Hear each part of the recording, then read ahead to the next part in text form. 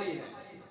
چنانچہ اللہ کے نبی نے فرمایا میں تب تک جنت میں نہیں جاؤں گا جب تک نہ میری امت کا حساب مکمل ہو جائے گا اللہ کے حضور۔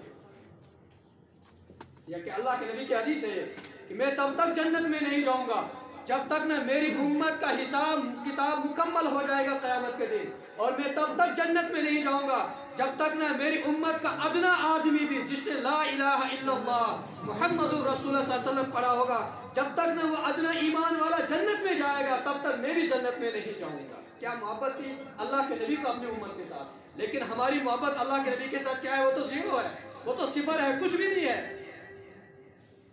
چنانچہ جب اللہ کے نبی کی یہ حدیث ہے تو سیرت کی کتابوں میں لکھا ہوا ایک واقعہ کہ ایک آدمی گزر رہا تھا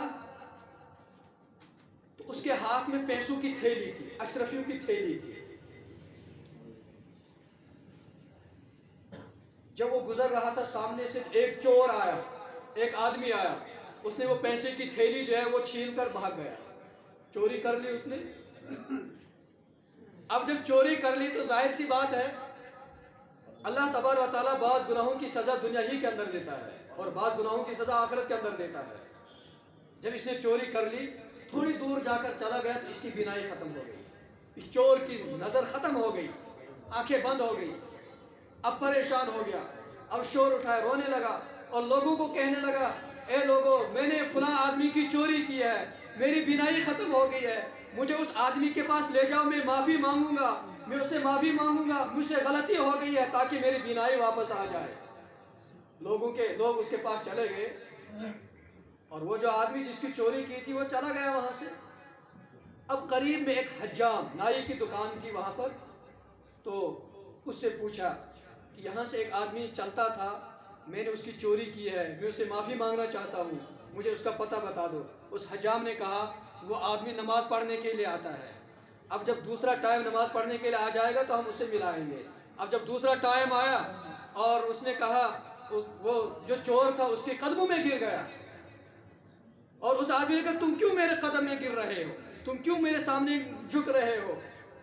اس چور نے کہا مجھے معاف کر دو، میں نے چوری کر لی ہے، مجھ سے گناہ ہو گیا ہے، آپ مجھے معاف کر دو، میری بینائی واپس آ گئی۔ اس آدمی نے کہا کہ جس وقت تو نے چوری کی تھی میں نے اسی وقت تجھے معاف کر دیا تھا،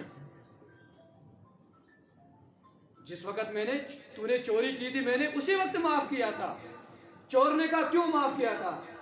اس آدمی نے کہا میں نے اسی وقت معاف کر دیا تھا کیونکہ اللہ کے نبی کی حدیث تھی کہ جب تک نہ میری امت کا حساب مکمل ہوگا تب تک میں جنت میں نہیں جاؤں گا، لیکن جب تو نے میری چوری کی تو تیرا اور میرا مقدمہ اللہ کے سامنے پیش ہو جائے گا، پھر تیرا بھی حساب ہوگا میرا بھی حساب ہوگا، تو ہم دونوں کے حساب کی وجہ سے اللہ کے نبی کو جنت میں جانے میں دیر ہو جائے، اس لیے میں نے تجھے ابھی معاف کر دیا تاکہ میرے محبوب کو ایک سیکنڈ کے لیے بھی جنت میں جانے میں دیر نہیں لگنی چاہیے۔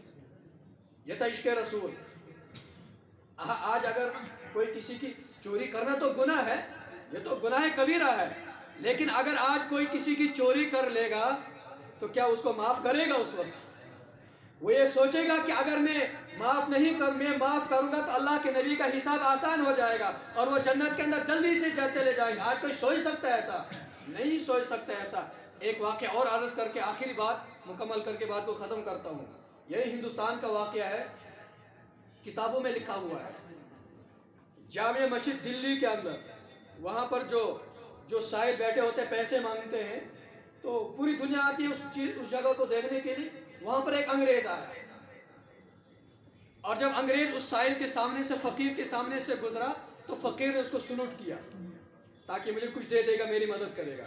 چنانچہ انگریز نے جیب سے جو ہے وہ پرس نکالا اور پرس سے کچھ پیسے دے دیے، لیکن جب انگریز نے پرس جیب میں ڈال دیا تو وہ جیب میں جانے کے بجائے گر گیا وہاں پر اور انگریز چلا گیا کہیں۔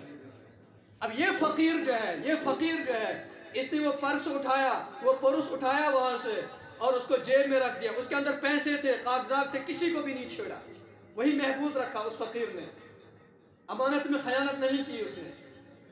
دوبارہ مرتبہ جب وہ فقیر آیا، وہ انگریز آیا تو یہ فقیر دوڑتا ہوا اس کے پاس چلا گیا اور اس انگریز کو کہتا ہے کہ پچھلی دفعہ آپ آئے تھے، آپ نے میری مدد کی تھی، لیکن آپ کا یہ پرس